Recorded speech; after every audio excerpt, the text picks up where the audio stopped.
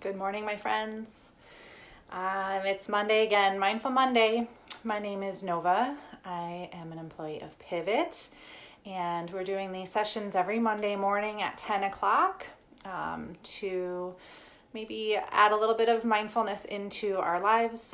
These sessions are designed to offer a mindful practice and a little bit of education on this formal word mindfulness. So just to review, what is mindfulness? Mindfulness is defined as paying attention to the present moment on purpose with compassion. And how does this help our lives? Well, I think if we close our eyes for a moment and think about what it means to pay attention and be present, you may be able to come up with some things. So these practices are training our brain to do some of this mindfulness maybe when we're not practicing. So we come into a formal practice, just like playing an instrument. I'll use that as an example.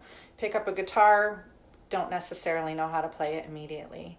However, when we take time and we take time away and we practice methodically, we can become habitual and learn how to play. Same thing with mindfulness practices. So hope to sprinkle in little bits of practices for you to try at home or wherever you are. Our first week we focused on a meditation. We did a mindfulness of the senses meditation. The next week we did mindfulness of the breath meditation. Last week we did some mindfulness in our body with balance postures, being focused, attentive, standing. Today we're going to do something a little bit different. So it's not really a practice that we'll do together, but it's a prompt for a practice you can do on your own. So different things resonate with different people. So this is my way of trying to offer a variety of practices that may resonate with you. So today we'll talk about mindful journaling. Some people, that really seems to work for them to write as a way to get thoughts out of their mind or as a way to bring a focused attention into something in particular. I know I used to journal when I was younger, and I actually ended up getting rid of my journals because I looked back at them and I thought, wow, what a waste of time.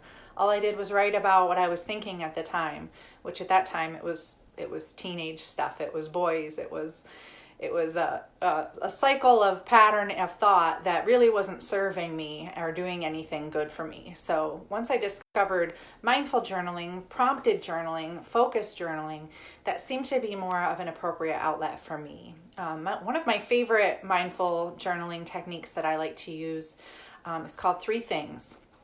So I'll show you what it looks like in my journal. You don't have to have a formal journal. You can just have a notebook or a piece of paper to write on.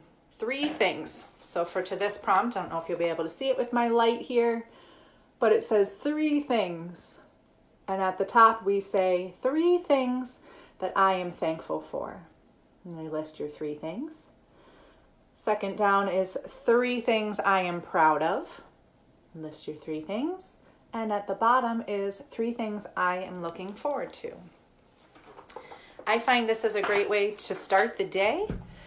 Gives you something focused, something positive. It's a way of shifting the way we're thinking, or maybe the things we're anxious about, or maybe the things we're nervous about, into a positive focus.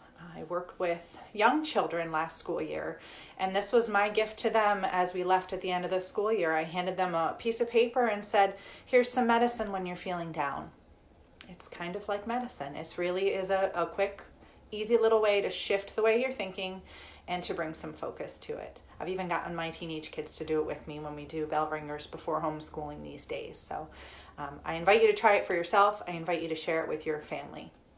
Some other prompts for mindful journaling are my favorite way to spend the day. Maybe you'd like to write about what would be the most amazing day. If I could talk to my teenage self, what would I say? That sounds like an interesting one to me, but yes, just another way to shift the way that we're thinking, to act towards ourselves with a bit more compassion. Another prompt could be words I'd like to live by are. Again, another way to just shift the way you're thinking, focus that journaling. There are a million different prompts. Well, I don't know about a million. That might be an exaggeration, but there's quite a few available prompts for mindful journaling. If you Google mindful journaling, you'll see a whole bunch of suggestions. I encourage you, as always, to find something that works for you, and maybe try and do it at times when you aren't feeling like you need it. Try doing it just as a practice, maybe when you wake up. When you're in the heat of the moment and things are feeling yucky, it might be really hard to sit down and say 3 things I'm thankful for. I'm not thankful for anything right now. So the practice piece can come in before those heated emotions, or go ahead and try if things are feeling rough at that time.